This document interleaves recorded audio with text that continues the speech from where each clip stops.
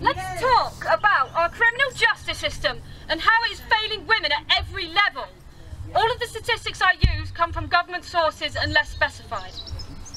I'll start with why we are here. The police seem to be quite content to be used as a tool of harassment.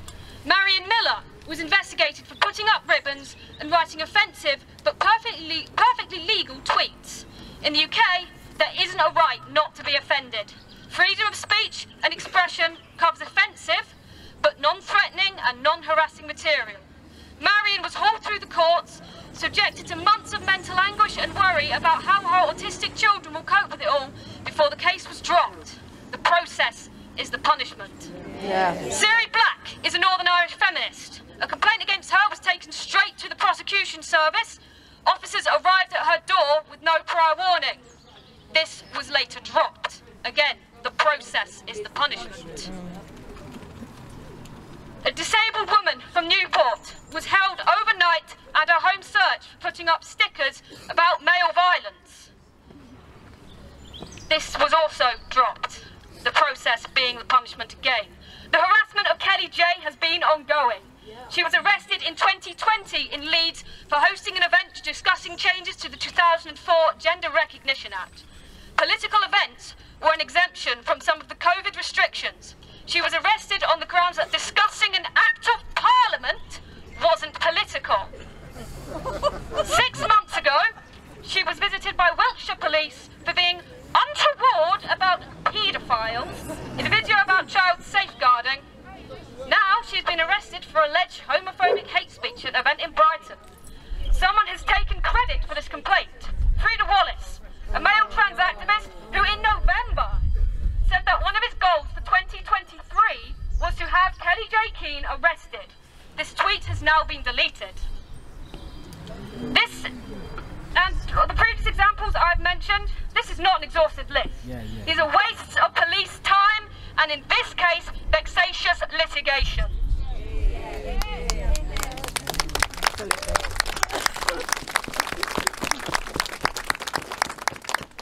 I am unaware of any trans activists that have been investigated for the death threats they send women daily. Given the time and manpower the police are committing to women's words, you might assume here in the UK we've got violent crime solved. Dream on. Rape charges are at an all-time low. 1.3% of reported rapes result in a charge. I repeat, 1.3%. 13 in every 1,000.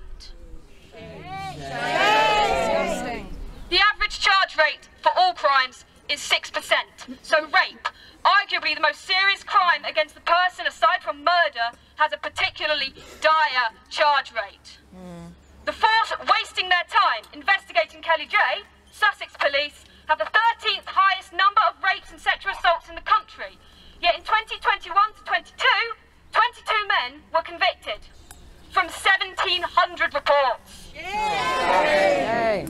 This is unsurprising given one of their stations, East Hastings, was dubbed the most sexist in Britain. I will remind people of the sex nature of rape. Under UK law, it can only be committed by men, and men commit 98% of sexual assaults.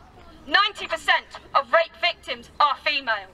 A woman is killed every 2.5 days in this country, a statistic that has not improved in quite some years now. Often, she is killed by a man she knows.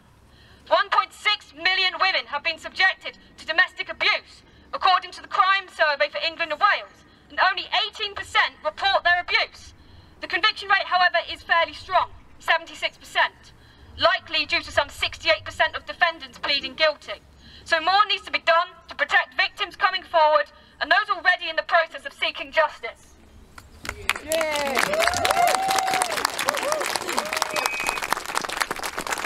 Is this all a surprise, though? When the police force are hiring known sex offenders and 1,071 staff in the Metropolitan Police are under investigation for violence against women and girls. Sir Mark Rowley, the Commissioner for the service, even admitted he cannot rule out the possibility of another Wayne Couzens, who abused his position to kidnap, rape and murder Sarah Everard. He was a known sex offender, having indecent exposure on his record. He did not undergo enhanced vetting before employment, nor did did he undertake the mandatory 2-year probation period. This behaviour was treated as a comical misdemeanour and he was nicknamed the rapist. I guess it is all a laugh until a woman is brutally murdered. Changes were promised, yet 18 months later we were there again. Not a murder, thankfully. David Carrick pleaded guilty to 85 sex offences, including 48 rapes, domestic violence and false imprisonment. This man passed police vetting and became a firearms officer. He was known to be violent and earned the nickname Bastard Dave.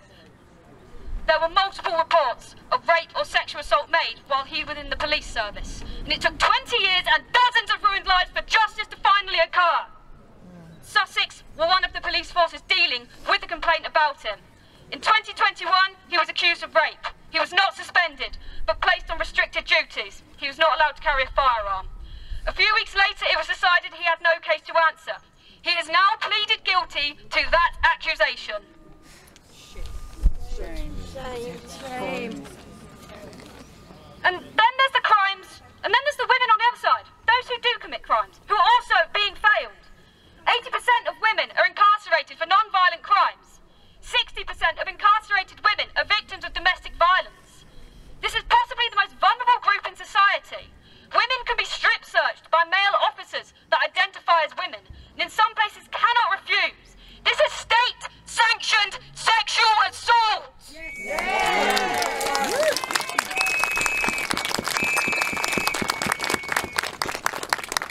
This goes both ways, with female officers also being forced to search trans-identifying males also. Female prisons are not single-sex facilities either. Some of the staff are male and have abused their positions of power, although there seems to be no evidence of this happening recently in the UK, but it does happen in comparable countries. Then there is the added punishment of potential incarceration with men, and some of these are sex offenders. Around half of trans-identifying men in prison are inside for sex offences, and I do not believe for a second any of these have any history of distress caused by their own male sex bodies, given these bodies are the very things they use to abuse women. And children too.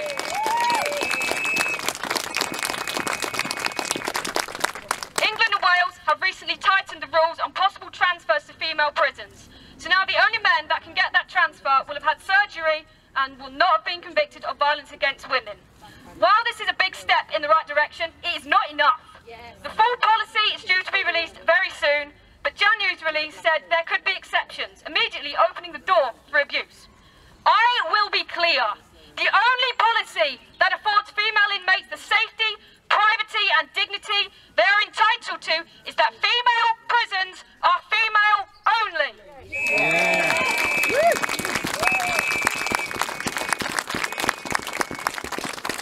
For women who have suffered abuse at the hands of multiple men, for whom the mere presence of a man is enough to cause flashbacks and trauma, the only suitable environment is female only.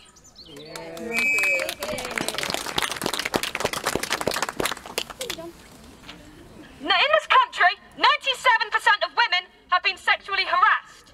In 2021, a respondent to the Victims Commissioner survey said the whole process has been more traumatic than the actual rape. I have zero belief in the criminal justice system. Last year, a record high number of rapes were recorded after a real push to encourage victims to report. The charge rate, however, dropped to its lowest ever level, and I will repeat that number, 1.3%, 13 in every 1,000. Women have no trust in the police or the criminal justice system as a whole. And why should we, given the evidence? Are we meant to accept this?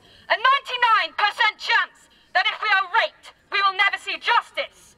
That in the fruitless process of trying to get justice, we'll be ignored, humiliated, and then forgotten about? Are we meant to just accept the complete discriminalisation of the worst thing we can be subjected to short of murder?